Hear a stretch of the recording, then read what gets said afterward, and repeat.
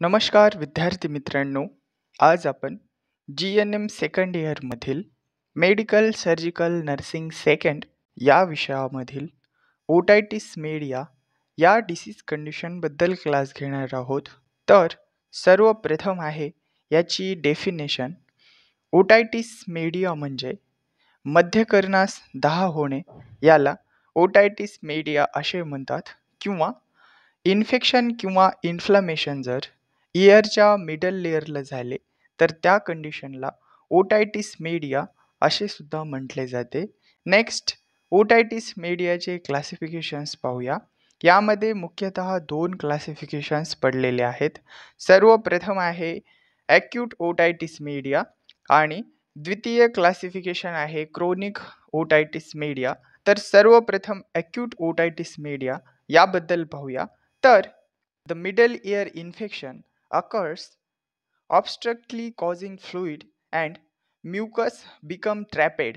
म्हणजेच जो इयरचा middle layer असतो त्यामध्ये फ्लुइड आणि म्युकस ट्रॅप होते म्हणजेच साठवून राहते. तर ही कंडिशन ॲक्यूट ओटायटिस मीडिया यामध्ये होते.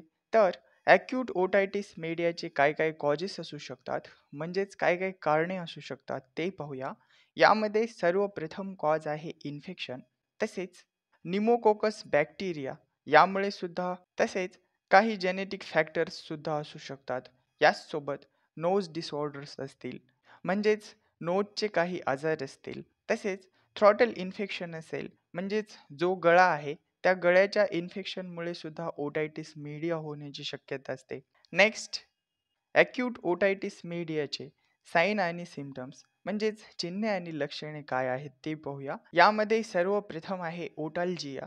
ओटाल्जिया म्हणजे इयर पेन, तसेच रुग्णाची हिअरिंग लॉस होते म्हणजेच रुग्णाला खूप कमी प्रमाणात ऐकू येते किंवा ऐकू सुद्धा येत नाही. तसेच इरिटॅबिलिटी होते म्हणजेच रुग्णाला चिडचिडपणा होतो.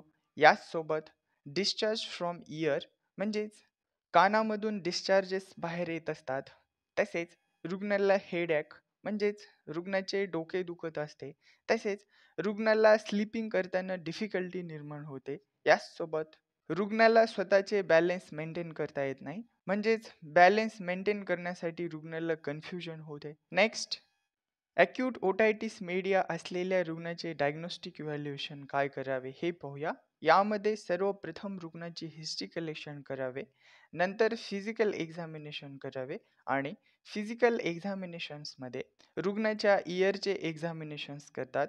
नेक्स्ट ॲक्यूट ओटायटिस मीडिया असलेल्या रुग्णाची मॅनेजमेंट आणि मॅनेजमेंटमध्ये मेडिकल मॅनेजमेंट काय करतात हे पाहूया. यामध्ये रुग्णाला इन्फेक्शन असल्यामुळे अँटीबायोटिक्स मेडिकेशन्स दिल्या जातात, ज्यामध्ये अमॉक्झिसिलिन हे औषध देतात. याचसोबत रुग्णाला जर फिवर असेल तर अँटीपायरेटिक्स मेडिकेशन्स दिल्या जातात, ज्यामध्ये पॅरासिटामॉल हे औषध दिले जाते.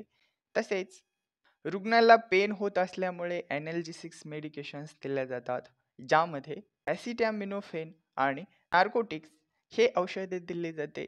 नेक्स्ट ओटायटिस मीडियाचे सेकंड क्लासिफिकेशन हे क्रोनिक ओटायटिस मीडिया आहे, ज्यामध्ये in chronic otitis media fluid remains in the middle year for a प्रोलॉंग्ड period.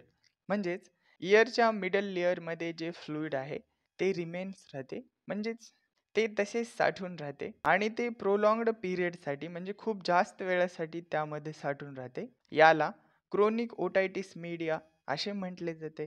तर क्रोनिक ओटायटिस मीडियाचे काय काय कॉजेस असू शकतात हे पाहूया. यामध्ये इन्फ्लुएन्झा व्हायरसच्या इन्फेक्शनमुळे क्रोनिक ओटायटिस मीडिया होऊ शकतो.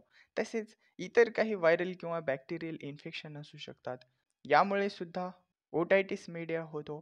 तसेच जी व्यक्ती वैयक्तिक स्वच्छता खूप कमी प्रमाणात करत असते यांना सुद्धा होऊ शकतो. तसेच जर काही रेस्पायरेटरी ट्रॅकमध्ये इन्फेक्शन झाले तरी सुद्धा क्रोनिक ओटायटिस मीडिया होऊ शकतो. याचसोबत जर व्यक्तीला गळ्याचे इन्फेक्शन असेल म्हणजेच थ्रॉट इन्फेक्शन असेल, यामुळे सुद्धा क्रोनिक ओटायटिस मीडिया होण्याची शक्यता असते.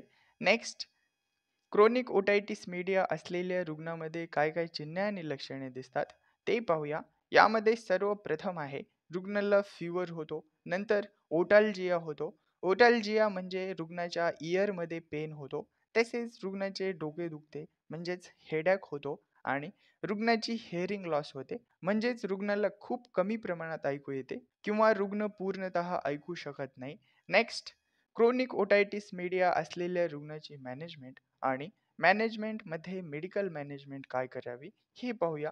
रुग्णाला इन्फेक्शन असल्यामुळे अँटीबायोटिक्स मेडिकेशन्स दिल्या जातात, ज्यामध्ये सिप्रोफ्लोक्सिन हे औषध दिले जाते. तसेच रुग्णाला जर पेन असेल तर ॲनाल्जेसिक्स मेडिकेशन्स दिल्या जातात, ज्यामध्ये ॲसिटामिनोफेन हे औषध दिले जाते. नेक्स्ट, ओटायटिस मीडिया असलेल्या रुग्णामध्ये म्हणजेच क्रोनिक ओटायटिस मीडिया असलेल्या रुग्णाची सर्जिकल मॅनेजमेंट काय करावी हे पाहूया. यामध्ये मायरिंगोप्लास्टी करतात. मायरिंगोप्लास्टी म्हणजे जो इयरमध्ये टिम्पॅनिक मेम्ब्रेन असतो त्यामध्ये जो डिफेक्ट तयार झालेला आहे त्याला कमी करण्यासाठी मायरिंगोप्लास्टी ही सर्जरी केली जाते. याचसोबत मायरिंगोटोमी सुद्धा केली जाते. या सर्जरीमध्ये कानातील पाणी बाहेर काढण्यासाठी टिम्पॅनिक मेम्ब्रेनला छिद्र पाडले जाते आणि कानामध्ये जे फ्लुइड साठून राहिलेले आहे ते बाहेर काढले जाते. तसेच टिम्पॅनोप्लास्टी ही सर्जरी केली जाते. टिम्पॅनोप्लास्टी या सर्जरीमध्ये टिम्पॅनिक मेम्ब्रेन फुटल्यानंतर त्याला बंद करण्यासाठी टिम्पॅनोप्लास्टी ही सर्जरी केली जाते. Thank you.